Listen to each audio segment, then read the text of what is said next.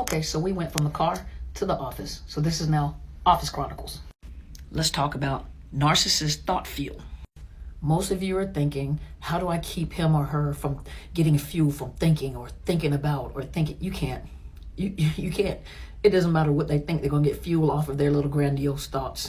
They can walk into the room and think they're the Pillsbury dough man or dough woman, and they get fuel off of and empowered off of the fuel they get off of that. You can't change their mind about that. You can't change their mind about what they think. They're already in dysfunctional thinking, and their little dysfunctional thoughts keep them fueled most of the times.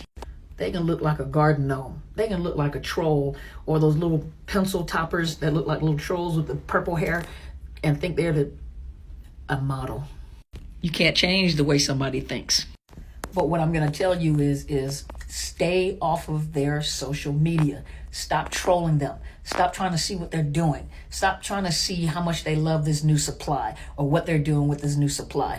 You already know they know what they're doing, number one, because everything that you complained about is everything that they're doing with this new supply. See, you trained them to do something different for the new supply that you wanted so desperately that they punished you with, but they're using that to pull the new supply in. So everything that you've said, you're seeing it play out with the new supply.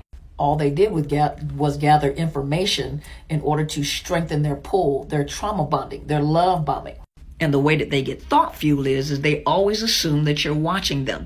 They always assume that everybody's watching them. Remember, they think that everybody's jealous of them anyway, but especially you, because you were the former supply and you may have caused a narcissistic injury. You left because you needed to leave, or they wanted to leave and you finally left, but now you're going to be punished for leaving. So what they'll do is they post all these pictures and all this wonderful life that they're living now. They want to make sure in their mind, remember, they think that you're watching anyway. So they're getting fuel off of the fact that they know, or they think that they are hurting you as bad as they can. Look what I'm doing for this one. You're lost. Look at this. I'm living my best life without you. And you, on the other hand, are trolling this, and your heart is breaking every time, which you don't realize this is a facade. This is an illusion. This is a game that they're playing.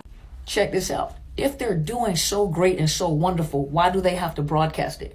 Why do they have to make sure that everyone in the world sees, especially in their mind, you? If you're doing so great and so wonderful, you don't have to broadcast it. You don't have to make sure that the old supply sees it.